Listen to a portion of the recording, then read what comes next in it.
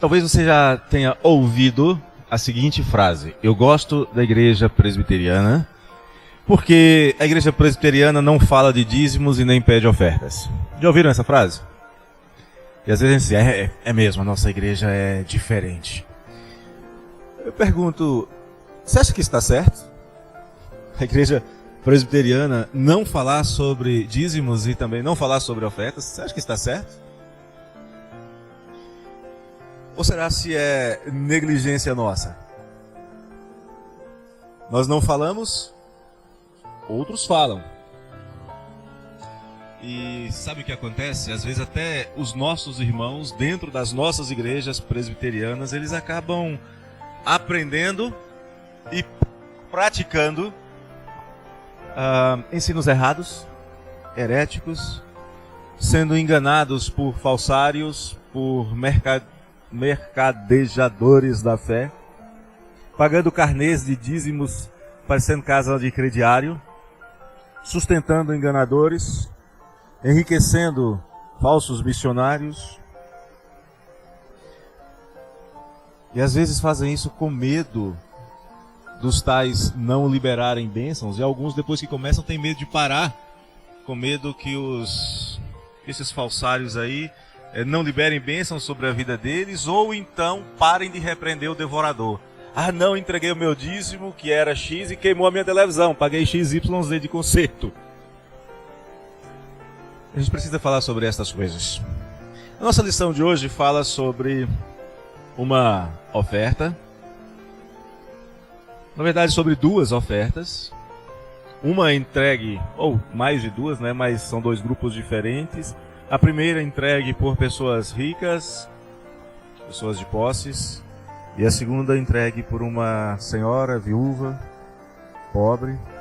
Marcos 12, 41 a 44. Falar sobre esta famosa oferta de uma viúva pobre.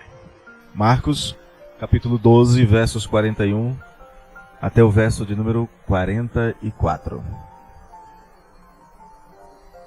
O texto diz o seguinte: assentado diante do gasofilácio, observava Jesus como o povo lançava ali o dinheiro. Ora, muitos ricos depositavam grandes quantias. Vindo, porém, uma viúva pobre, depositou 2 pequenas moedas, correspondentes a 1 quadrante. E chamando seus discípulos, disse-lhes: em verdade vos digo que esta viúva pobre depositou no gasofilácio mais do que o fizeram todos os ofertantes. Porque todos eles ofertaram do que lhes sobrava. Ela, porém, da sua pobreza, deu tudo quanto possuía, todo o seu sustento. Senhor Deus, nós lemos a Tua palavra e queremos, em nome de Jesus, que o Senhor nos ajude a compreendê-la e praticá-la, se necessário, reorientando a nossa vida segundo o ensino desta palavra. Te pedimos isso em nome de Jesus. Amém.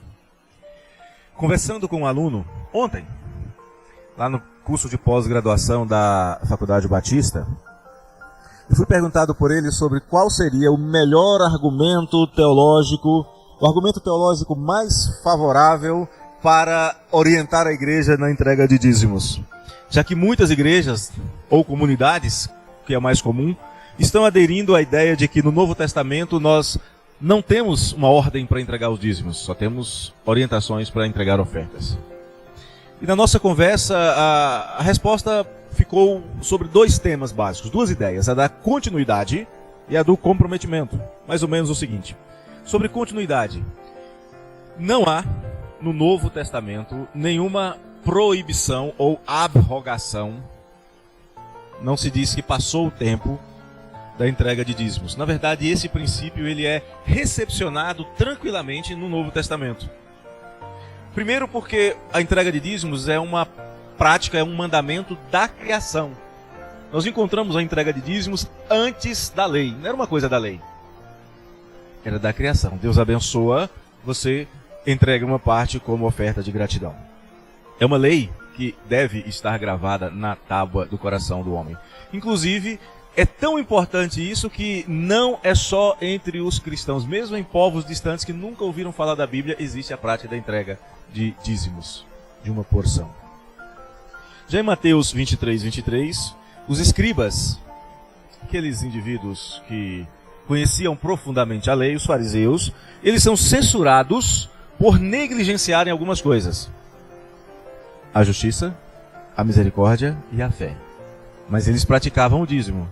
E o Senhor então diz: olha, vocês têm que parar, não é de entregar o dízimo não, vocês têm que parar de negligenciar a justiça, a misericórdia e a fé e continuar fazendo o que vocês vêm fazendo.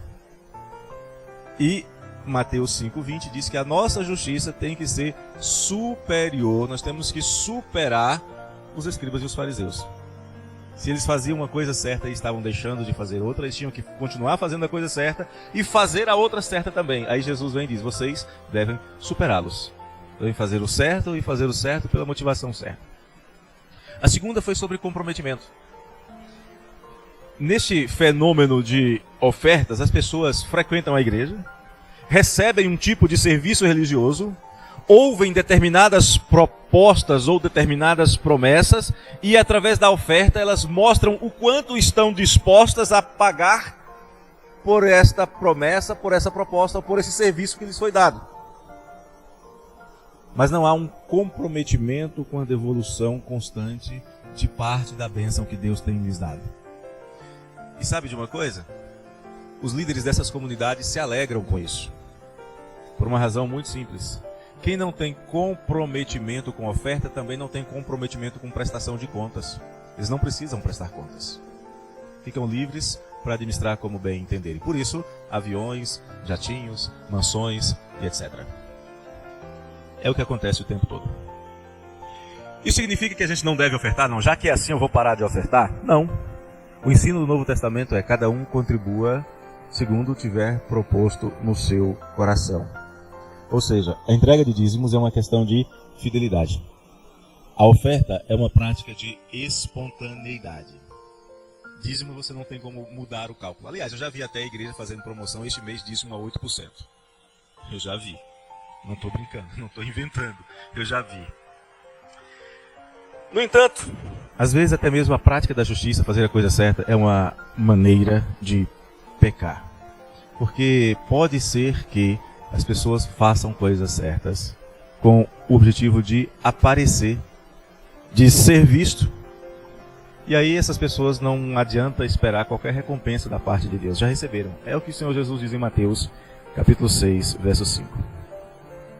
Pouco antes da sua crucificação, as multidões estavam seguindo a Jesus e estavam admiradas do seu ensino. Ao mesmo tempo, Jesus, com várias respostas sábias, já havia envergonhado os ardilosos, os trapaceiros religiosos dos seus dias, e a multidão observava as realizações de Jesus. E agora nós entramos no texto de Marcos 12. Começa dizendo assim: assentado diante do gasofilácio, observava Jesus como o povo lançava ali o dinheiro. Essa seção aqui fala de um Deus que vê. Ele está vendo. Você acha que foi por acaso que Jesus foi ao templo, saiu de Nazaré, foi ao templo, viajou alguns quilômetros, 2 dúzias de quilômetros aproximadamente, atravessou Jerusalém inteira, subiu até o templo, entrou no templo e se assentou exatamente diante do gasofilácio? Você acha que foi por acaso? É porque ele não tinha o que fazer? Não tinha uma praia para ir? Foi por acaso? Não tinha uma piscina, um churrasco, uma lasanha? Foi por acaso? Será? Nesses dias, a população já olhava para Jesus com uma certa admiração. Os fariseus já estavam dando uma certa trégua para ele.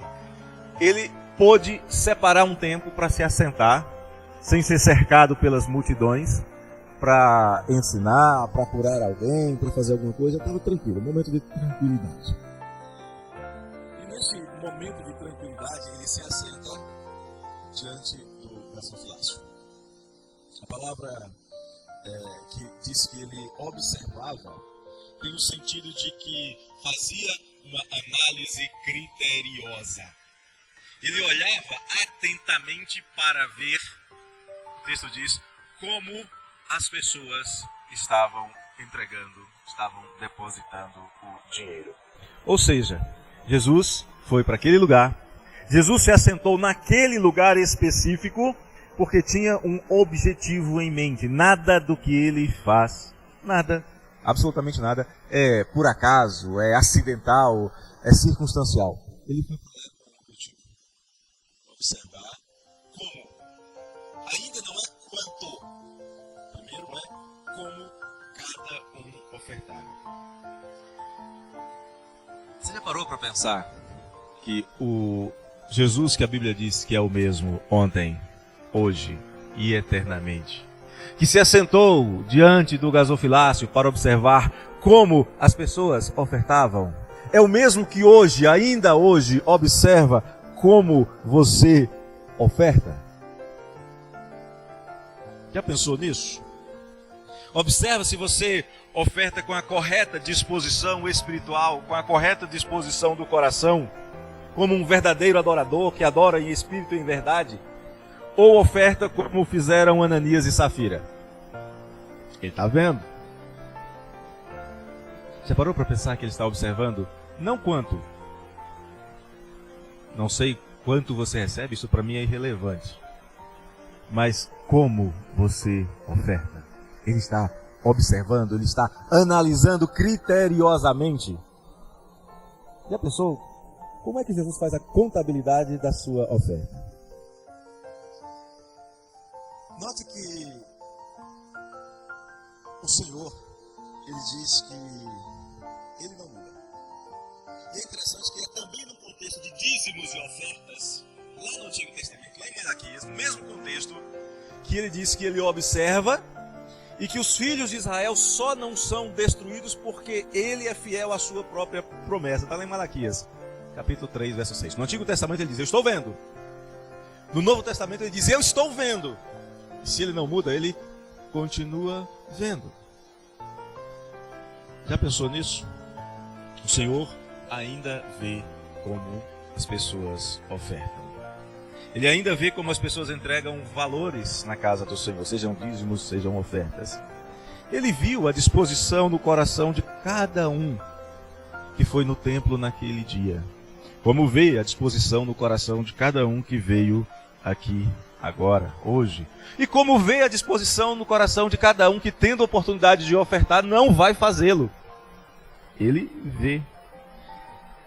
Você sabe, eu sei, nós sabemos, a Bíblia ensina que contribuir é uma obrigação de cada crente. Não há uma ordem para contribuir com a manutenção da casa do Senhor para os incrédulos, embora na Bíblia tenha incrédulos que contribuíram com grandes quantias para a casa do Senhor. Mas, ao contribuir, não pode ser com tristeza, tipo, puxa vida, eu vou entregar o meu dízimo, mas vou deixar de comprar aquele alguma coisa, deixar de comprar 36 suaves prestações daquele iPhone 18 Mega Plus XY42. Acho que não tem isso ainda não, né? Mas vai chegar lá, não se preocupe não. Ou então contribuir porque a igreja tem contas a pagar. Presbíteros na igreja tem contas a pagar? Muitas ou poucas? Bastante. Mas quer dizer então que se não tivesse conta para pagar, se o presbítero Jean dissesse que a igreja não tem contas para pagar, então não tem necessidade de contribuir, você não contribuiria? Não com tristeza nem por necessidade. Se a igreja tivesse dinheiro sobrando, ainda assim, o mandamento da contribuição permanece. Então, contribuir é uma questão de auto-entrega pessoal, está lá em 2 Coríntios 8,5. As pessoas se entregaram primeiro a Deus. É uma questão de confiança na provisão do Senhor. Paulo fala em Filipenses 4,19 que ele sabia que Deus haveria de suprir as necessidades dos crentes. E também é uma questão de a pessoa dizer que Deus é quem tem lhe abençoado, quem tem lhe dado tudo aquilo que ela possui. Eu gosto muito de Deuteronômio. Vamos ler esse texto, é um texto relativamente desconhecido. Deuteronômio 14, 22 a 24. Abra a sua Bíblia nesse texto. Deuteronômio 14, 22 a 24. A minha Bíblia já mexeu nela aqui, ela já praticamente abre nessa seção. Deuteronômio 14, 22 a 24. O texto diz assim: certamente darás os dízimos de todo o fruto das tuas sementes, que ano após ano se recolher no campo. E perante o Senhor teu Deus, no lugar que ele escolher para ali fazer habitar o seu nome, comerás os dízimos do teu cereal, do teu vinho, do teu azeite, e os primogênitos das tuas vacas e das tuas ovelhas, para que aprendas a temer o Senhor teu Deus todos os dias. Quando o caminho te for comprido demais que os não possas levar, por estar longe de ti o lugar que o Senhor teu Deus escolher, para ali pôr o seu nome, quando o Senhor teu Deus te tiver abençoado, 25 diz, então vende-os e leva o dinheiro na tua mão e vai ao lugar que o Senhor teu Deus escolher. Algumas coisas interessantes. Primeiro começa dizendo assim, Deus dizendo, eu sei que você vai fazer isso. Está falando para crente, só para crente, está falando para incrédulo não. Eu sei, certamente você vai fazer isso. É a palavra de Deus para crente. O crente vai fazer, Deus tem certeza. Segundo, é um mandamento que nos ensina a temer ao Senhor. Está lá no final do verso 23, para que aprendas a temer o Senhor, a confiar no Senhor todos os dias da tua vida.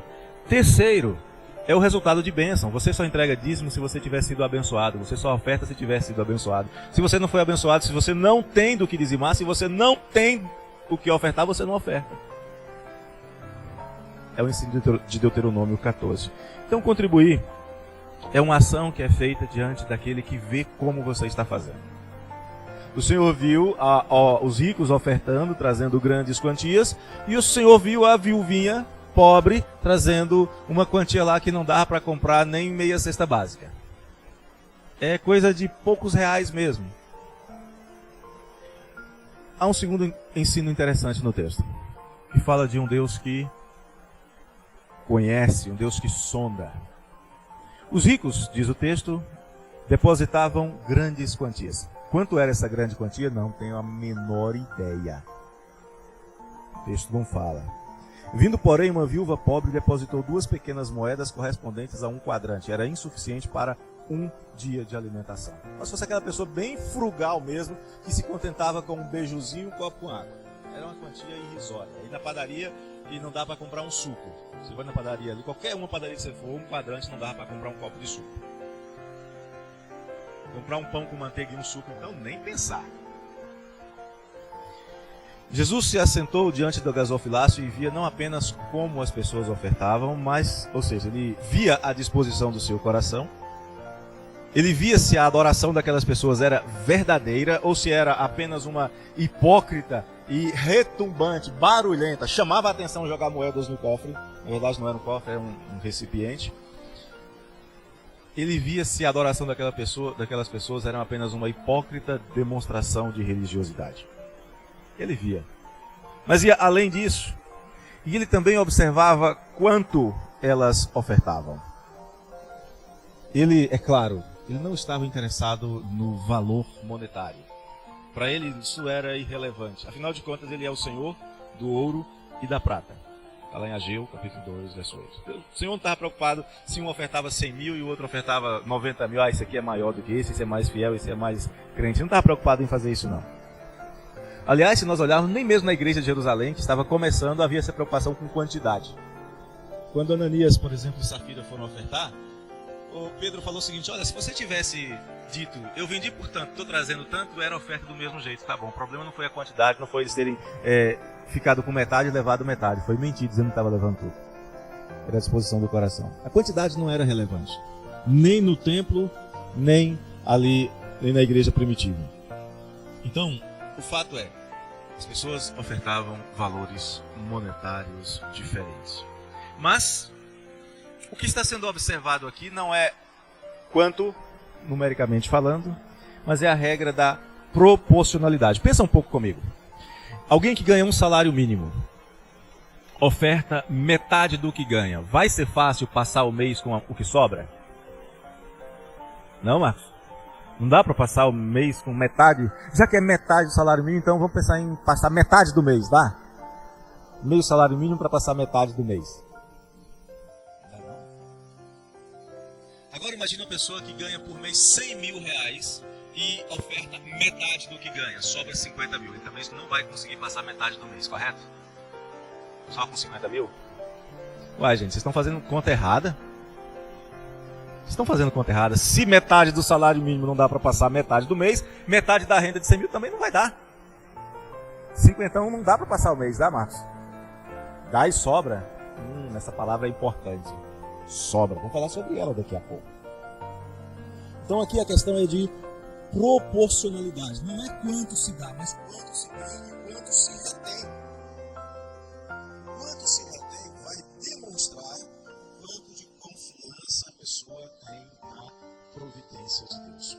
Os hipócritas, os populistas, os acarecidos dos fariseus, eles confiavam nas suas riquezas, guardavam muito, calculavam quanto deveriam reter para que a sua manutenção fosse confortável, e então ofertavam do que não lhes faria falta, mas primeiro eles calculavam o dízimo centavo por centavo, ceitil por ceitil, moeda por moeda, muito bem calculadinho, está lá em Mateus 23.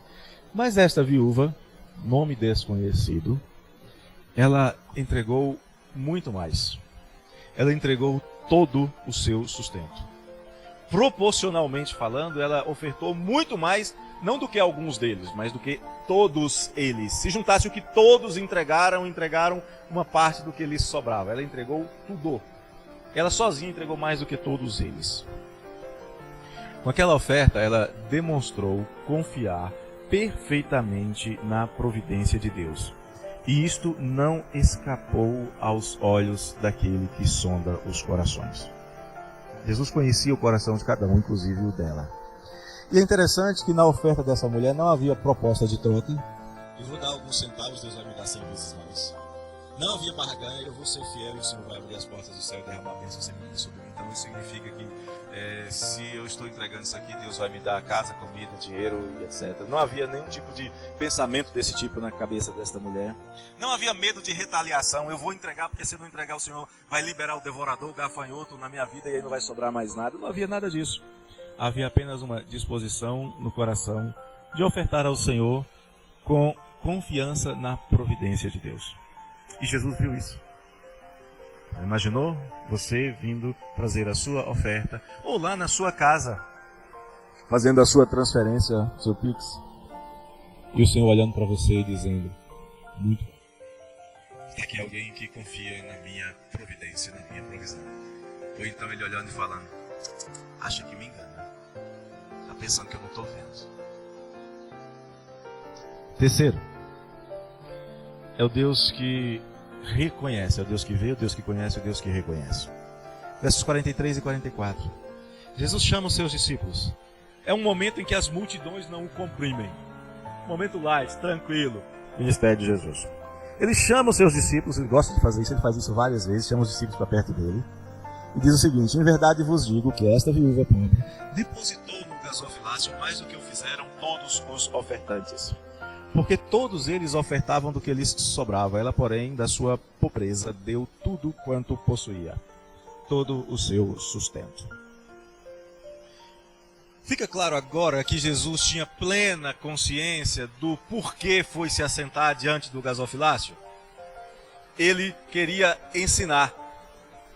Ele queria ensinar aos seus discípulos. Pedro aprendeu que mais tarde, quando Ananias e Safira vão ofertar, Jesus aplica o princípio.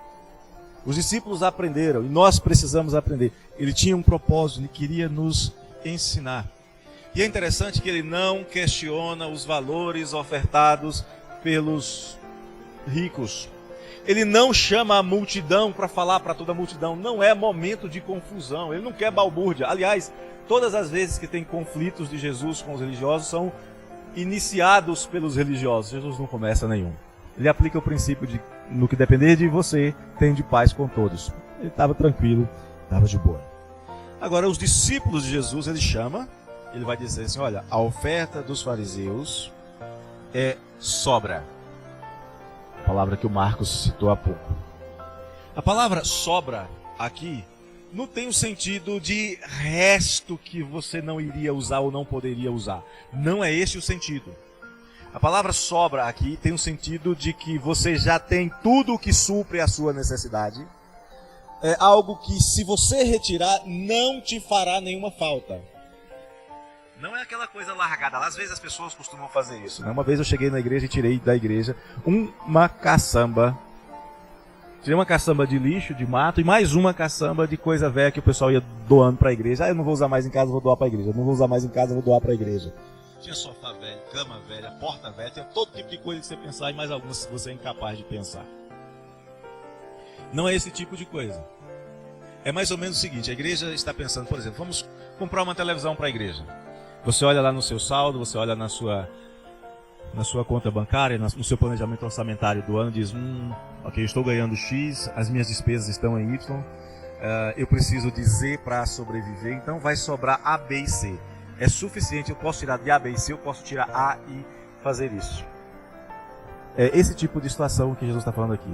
É o que não vai comprometer a sua renda. Então eles vão lá e ofertam daquilo que era sobressalente, mais do que o necessário. Então aqui não há a ideia de desprezo, é resto, é lixo, é algo que seria inutilizado. Não é isso não, no texto não tem essa ideia. Só que aos discípulos, Jesus também classifica a oferta da viúva. A primeira é vultosa, mas é só uma parte do que eles possuíam em abundância, do que tinham a mais do que eles precisavam. Eles não consideravam, não é que eles estavam fazendo como lá nos dias de Malaquias, entregando o ferido, o coxo, chamando a mesa do Senhor de desprezível. Não é essa a ideia aqui. Mas a oferta da viúva é tudo o que ela tinha para sua manutenção. Todo o seu sustento. Essa palavra tudo tem o sentido, tem a ideia de que ela deu todas as coisas que ela possuía. Ela não ficou com nada. Sabe aqueles trocados que talvez desse para ela comprar um pão de ontem na padaria? Agora ela não tinha mais nem o pão de ontem para comer hoje. Deu tudo quanto possuía. E ficou com uma coisa só. Só sobrou para ela uma coisa. Somente a sua confiança em Deus. Talvez fosse pouco para os fariseus. Talvez fosse pouco para Ananias e Safira. Talvez seja pouco para muitos membros de igreja. Mas não é pouco para crente. É suficiente. Ela confiava em Deus. Quando eu estava lendo sobre essa viúva, estudando sobre essa viúva, eu me lembrei de uma outra viúva que tinha uma porçãozinha de azeite, tinha uma porçãozinha de farinha, estava catando uns cavaquinhos lá para fazer um bolo para que ela e o filho comessem e depois iam aguardar a morte. Aí chega o profeta Elias e diz assim, olha, eu estou com fome. Aí ela diz, meu senhor, é o seguinte, eu e meu filho já estamos condenados à morte, não temos mais comida, o que nós temos aqui é esse bolinho aqui, e a gente vai comer e vai esperar a morte. Aí Elias, sujeito insensível, né, fala assim, faz o bolo para mim. Em tempo de farinha pouca, meu pirão primeiro, faz para mim. E aquela mulher vai e faz. Sabia que estava diante do profeta do Senhor, vai e faz. Nós sabemos o resultado. Não faltou alimento na casa daquela mulher porque o Senhor proveu. Eu não sei o que aconteceu com esta viúva desse texto de Marcos 12. Não tenho a menor ideia do que aconteceu com ela depois que ela saiu. Sabemos que no caso da viúva lá de Sarepta deu tudo certo. Aqui eu não sei. Mas eu duvido que o Senhor aprovaria a sua oferta sem abençoá-la para que ela tivesse a manutenção necessária. Duvido. Ao ofertar, você já pensou que o Senhor está vendo? Que o Senhor está analisando? E se o Senhor está dizendo é resto, é sobra? Ou está mostrando, o Senhor olhando para você e dizendo assim, fulano está ali mostrando que confia em mim, que sabe que eu vou suprir as suas necessidades? Já parou para pensar nessas coisas? Vamos pensar de novo. 3 afirmações. Se vocês quiserem falar alguma coisa, perguntar ou comentar ou responder. Jesus está neste exato momento observando a sua disposição de coração. Quando você vier ofertar hoje, a semana que vem, ele vai estar olhando lá profundamente, lá dentro do seu coração, para saber como é que está a disposição dele. Já parou para pensar nisso? Próxima vez que você for ofertar, pense, Jesus está olhando para mim. Ele está vendo como está o meu coração. Como viu o dos ricos e o viu da viuvinha. Segundo, Jesus está observando quanto você vai ofertar. Jesus é excelente, é perito em contabilidade. Faz contas diferentes dos outros contadores, mas ele é perito nisso. Ele está observando o quanto você vai ofertar. Ele está considerando os recursos que você dispõe e como você os administra. Terceiro, ele está observando o que move a sua adoração e a sua oferta. Se é gratidão e confiança ou se é qualquer outra coisa. Agora ele está qualificando, não apenas quantificando. Ele está qualificando. Pense comigo na seguinte proposição.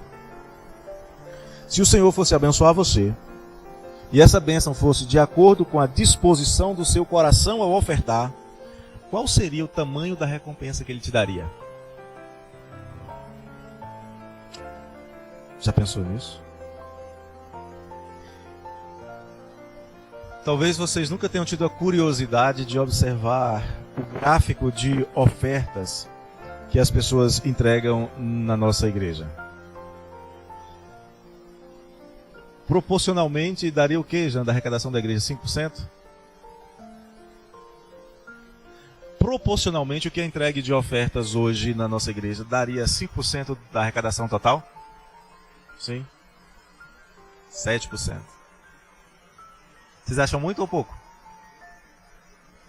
7% eu não vou calcular aqui, mas eu garanto a vocês que é menos do que, no ano é menos do que 30 mil reais.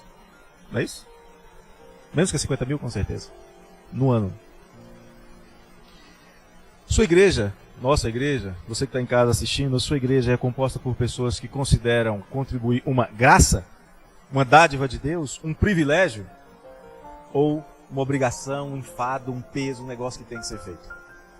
Porque os coríntios, os macedônios, eles entendiam que poder ofertar para contribuir para sustento da igreja e dos santos era uma graça, era uma dádiva, era um dom, era um presente, era uma ação misericordiosa de Deus. Será que a nossa igreja é uma igreja que oferta liberalmente? Ou será que as sobras que têm sido entregues são só um pouquinho, são muito pouco? Eu sei que esse cálculo, queridos, não é só um cálculo financeiro, não é. Mas eu sei que o Senhor sonda os corações, talvez com muito mais eficiência do que você acompanha o seu saldo bancário. O Senhor conhece a maneira como você administra suas finanças, em dízimos e em ofertas. Deixa eu terminar, caminhando para o fim. Se você olhar o tanto que você ofertou esse ano, daria para pagar um sorvete? Daria? Quantos sorvetes você tomou esse ano? Já que a gente está no final do ano, é hora de fazer contabilidade, né? Vamos calcular em sanduíche ou pizza? Ou visitas ao shopping, ao cinema? Talvez até você tenha ido assistir Barbie, coisa parecida, Deus livre. E as participações em eventos da igreja, congressos? Ah, não vou, é muito caro. Nós fazemos congresso na conta do chá. O presbiteriano faz para não sobrar. Faz ali. E os crentes ainda dizem é caro. Às vezes é muito mais barato do que sair para tomar um lanche com a galera. Mas, se é para contribuir para a igreja, é caro. Deixa eu concluir dizendo o seguinte: você não precisa esperar que haja restos, que haja sobras, que haja sobressalência. Você não precisa. Você precisa entender que o Senhor suprirá todas as suas necessidades em Cristo Jesus. Você precisa entender que o Senhor já te tem abençoado e que ter um coração liberal para que haja mantimento na casa do Senhor é uma dádiva, é uma bênção, é uma expressão da graça de Deus. E quando você contribui, você está apenas entregando algo que o Senhor já te deu. É uma bênção já recebida. O seu coração vai levar você a contribuir como uma expressão de gratidão a Deus pelo que o Senhor tem abençoado. Pergunto para você: como você está contribuindo? O Senhor está vendo. Segunda pergunta: é sobra ou é sinal de confiança e gratidão? O Senhor está vendo. Terceira pergunta: o que você espera ao contribuir? Demonstrar a sua gratidão a Deus ou acha que Ele vai ter a obrigação de te dar muito mais depois? Aquela viúva pobre, ela simplesmente entregou tudo o que tinha. O resto é com Deus. Aquela viúva de Sarepta simplesmente entregou tudo o que tinha ao profeta do Senhor. O resto é com Deus. Não estou pedindo para você pegar aí lá no banco agora, ou abrir o seu celular e fazer um pix com tudo que tem na sua conta. Não estou dizendo para você fazer isso, não. Estou dizendo para você ver a disposição do seu coração, não entregar ao Senhor sobras, porque a mesa do Senhor não é desprezível, e para você ser fiel. Fazer isso, fazer o seu dízimo, a sua oferta, como expressão de gratidão e confiança no Senhor.